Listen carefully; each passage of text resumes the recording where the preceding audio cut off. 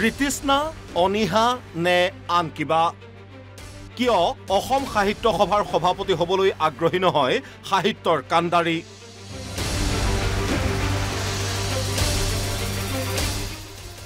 অসম সাহিত্য সভাৰ সভাপতি পেনেলৰ পৰা নাম প্ৰত্যাহাৰ কৰিলে এগৰাকীৰ পাছত আনগৰাকী ভাষা সাহিত্যৰ কাণ্ডাৰীয়ে বিশিষ্ট লেখিকা অনুৰাধা শৰ্মা পূজাৰীৰ প্ৰত্যাহাৰ পত্ৰৰ পাছতে এইবাৰ সভাপতিৰ দৌৰত নাথাকে পেনেলত উল্লেখ থকা আন এগৰাকী গৱেষক সাহিত্য সমালোচক গল্পকাৰ তথা গুৱাহাটী বিশ্ববিদ্যালয়ৰ ইংৰাজী বিভাগৰ অৱসৰপ্ৰাপ্ত মুৰব্বী অধ্যাপক গোবিন্দ প্ৰসাদ শৰ্মা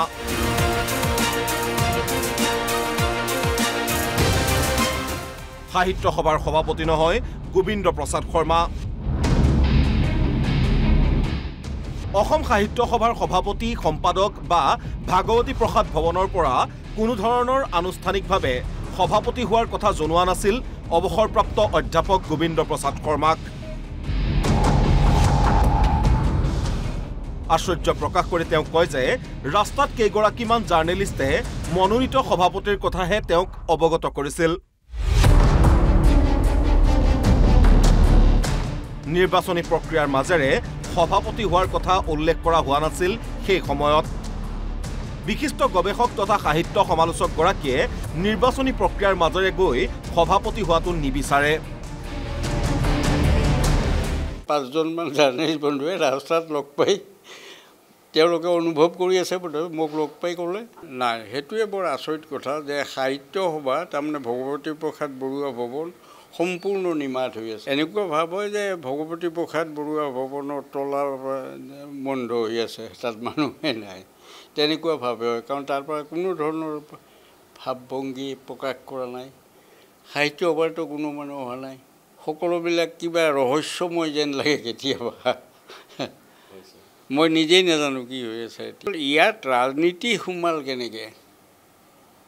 ৰাজনীতি মানে কি পাৱাৰ গেম ক্ষমতাৰ মানে এইখন যুদ্ধ এইখন ইয়াত কেনেকৈ সোমাল সেইটোহে হ'ব নালাগিছিল একেদৰে সভাপতিৰ তালিকাৰ পৰা নাম প্ৰত্যাহাৰৰ পত্ৰ প্ৰেৰণ কৰি বিশিষ্ট লেখিকা পেছাদাৰী সাংবাদিক সাতখৰী মাহেকীয়া আলোচনীৰ সম্পাদক তথা অসমীয়া ভাষাত সাহিত্য একাডেমী বঁটা প্ৰাপক অনুৰাধা শৰ্মা পূজাৰীৰো অভিযোগ পূৰ্বৰ পৰম্পৰা অনুসৰিয়েই চলি আহিছে অসম সাহিত্য সভাৰ সংবিধান সংশোধন হোৱাৰ প্ৰয়োজন আছে সাহিত্য সভাত এক প্ৰকাৰে নিৰ্বাচনী প্ৰক্ৰিয়াক নস্যাৎ লেখিকাগৰাকীৰ শিল্পী সাহিত্যিক ৰাজনৈতিক প্ৰক্ৰিয়াৰ দৰে একে হোৱা উচিত নহয় সাহিত্যিকৰ মাজত হৰা জিকা অশোভনীয় তথাপিতো মই যেতিয়া বিভিন্ন শাখাৰ কিছু সংখ্যকে মোলে ফোন কৰিলে কৰাৰ পিছত মই তেতিয়া সুধিলোঁ যে নিৰ্বাচনটো আগৰ নিচিনাকৈ হ'ব নেকি বোলে সেইটোতো হ'বই বাৰু আপুনি ঘৰতে বহি থাকিলে জানো ভোট পাব এই কথাটো যেতিয়া ক'লত মই ভাবিলোঁ এইটো আচলতে মোৰ দ্বাৰা বিচাৰিব লাগিব গতিকে মই ভাবিলোঁ যে এইটো মোৰ কাৰণে সম্ভৱ নহ'ব এইটো যদি কেতিয়াবালৈ সংশোধন হয় মই ভাবোঁ অতি ভাল কাম হ'ব কাৰণ আমি ভাবোঁ যে শিল্পী সাহিত্যিক সেইসকল সদায় এই যিটো ৰাজনীতিৰ যিটো প্ৰক্ৰিয়া তাৰ সৈতে একে হ'ব নালাগে ইয়াত এটা মান মৰ্যাদাৰ কথা থাকে গতিকে ক'ৰবাত পৃথক এটা হ'বই লাগিব মই তেওঁলোকৰ লগত প্ৰতিদ্বন্দ্বিতা কৰি কাৰোবাক হৰুৱাম সাহিত্যিকৰ মাজত এনেকৈ হৰাজিকা এইটো একেবাৰে অশোভনীয়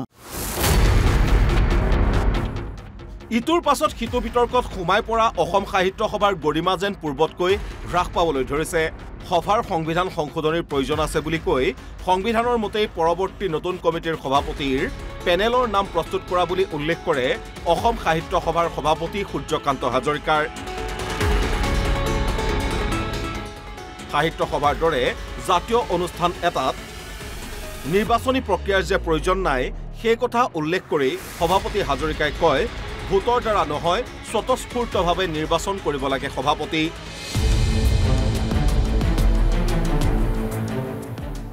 আনহাতে গোবিন্দ প্ৰসাদ শৰ্মাই অভিযোগ কৰা ধৰণে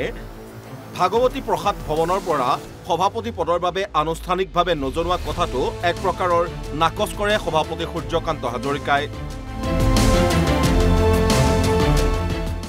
প্ৰতিগৰাকীকে মৌখিকভাৱে জনোৱা হৈছিল বুলি জনায় সভাপতিগৰাকীয়ে। যিখন সংবিধানত এই ব্যৱস্থাটো লিখি থোৱা আছে আজিৰ পৰা প্ৰায় 2 বছৰ আগতে, গতিকে আমি যেতিয়া নাৰায়ণপুৰত অধিৱেশনৰ দায়িত্ব লৈছিলোঁ, লোৱাৰ দিনাখন আমাক এই সংবিধানখন তুলি দিছিলে। আৰু আমি যোৰহাটত যেতিয়া প্ৰথম কাৰ্যনিৰ্বাহ পাতিছিলোঁ, তেতিয়া আমি সকলোৱে শপত গ্ৰহণ কৰিবলগীয়া হৈছিলে যে আমি সংবিধানৰ নীতি নিয়ম মানি চলিম। গতিকে সেই সংবিধানৰ নীতি নিয়ম মানি চলিম বুলি কোৱাৰ পিছত 5জনীয়া পেনেলটো আমি কৰিবই লাগিব। নাই, শুধৰণিৰ প্ৰয়োজন আছে, সংবিধানখন সংশোধনৰ প্ৰয়োজন আছে, আৰু সেইটো আমি পৰামৰ্শ আকাৰে এইবাৰ আগবঢ়াই থৈ যাম। নিশ্চয় মই এইটো এনেকুৱা ধৰণে সভাপতি নিৰ্বাচন হোৱাতকৈ এটা স্বতঃস্ফূৰ্তভাৱে একোজনক যদি দিয়া যায়, এইটো মই বিচাৰোঁ। কিন্তু আমাৰ সমিতিখনে এই মুহূৰ্তত নোৱাৰোঁ, কাৰণ সংবিধানৰ দ্বাৰা দায়বদ্ধ।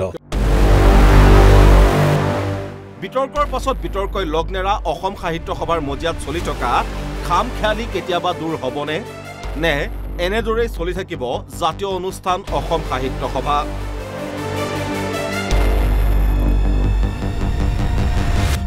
ভিডিঅ' জাৰ্নেলিষ্ট অনুজৰ সৈতে হেপী বৰাৰ সহযোগত দীপাংকৰ মেধিৰ ৰিপৰ্ট NB নিউজ।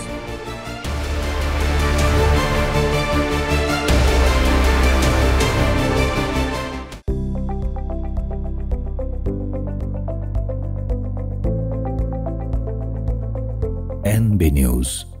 সহজ সৰল ভাষাত নৱভাৰতৰ কথা।